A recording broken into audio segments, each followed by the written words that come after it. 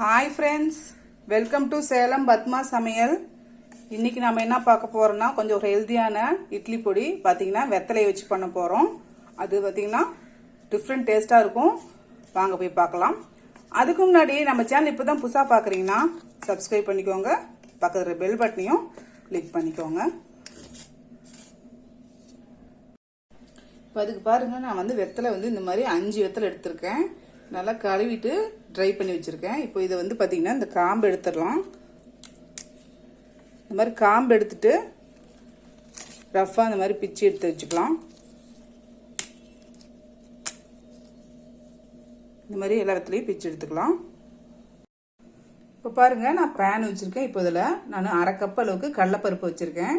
பார்த்திங்கன்னா ஒரு 5 table spoon அளவுக்கு எடுத்திருக்கேன். இதை வந்து பேனில் போட்டுக்கலாம். இப்போ அதே அளவுக்கு உளுத்தம் பருப்பு வச்சுருக்கேன், அதையும் போட்டுக்கலாம். இப்போ இதை மீடியம் ஃப்ளேமில் வச்சு வறுத்துக்கலாம். இந்த இட்லி பொடி பார்த்தீங்கன்னா உங்களுக்கு டேஸ்ட் ஒன்றும் அவ்வளோவா டிஃப்ரெண்ட் தெரியாது. நல்லா நம்ம நார்மல் இட்லி மிளகாய் பொடி டேஸ்ட்லேயே தான் இருக்கும். ஆனால் வெத்தலை சேர்த்துக்கும்போது கொஞ்சம் ஹெல்த்தியாகவும் இருக்கும். இப்போ பாருங்கள், இது வறுபட்டுருச்சு. இப்போ இதை நம்ம இதை ஒரு பிளேட்டுக்கு மாற்றி வச்சிடலாம். இப்போ அதே பேனில் நான் இந்த பிச்சு வச்ச இந்த வெத்தலையை போட்டு வறுத்துக்கலாம்.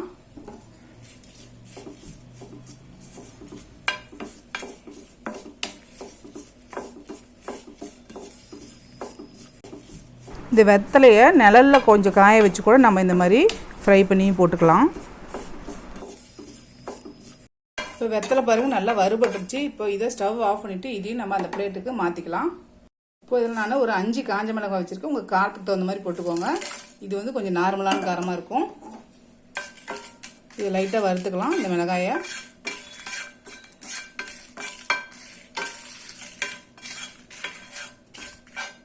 இப்போ இதில் நான் 1 டீஸ்பூன் அளவுக்கு வர கொத்தமல்லி வச்சுருக்கேன், அது போட்டுக்கலாம்.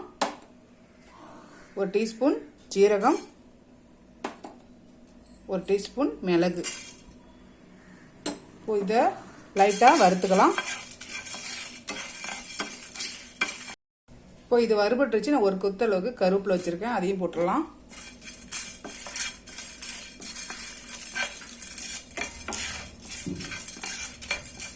இப்போ நான் 1/4 டீஸ்பூன் அளவுக்கு பெருங்காய பொடி வச்சுருக்கேன், அதை போட்டுக்கலாம்.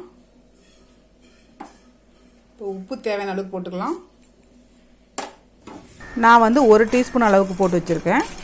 இப்போது இதையும் நம்ம பிளேட்டுக்கு மாற்றிக்கலாம்.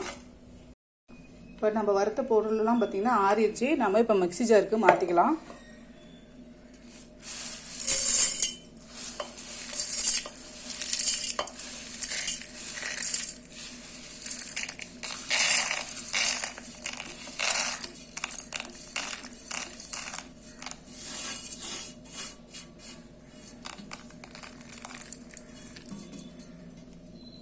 அரைச்சிட்டு வந்துடுறேன்.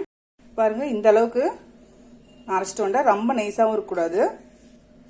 இப்போ நமக்கு இந்த வெத்தலை இட்லி பொடி ரெடிங்க. இந்த வீடியோ உங்களுக்கு பிடிச்சிருந்தாக்க லைக் பண்ணுங்கள், ஷேர் பண்ணுங்கள், கமெண்ட் பண்ணுங்கள்.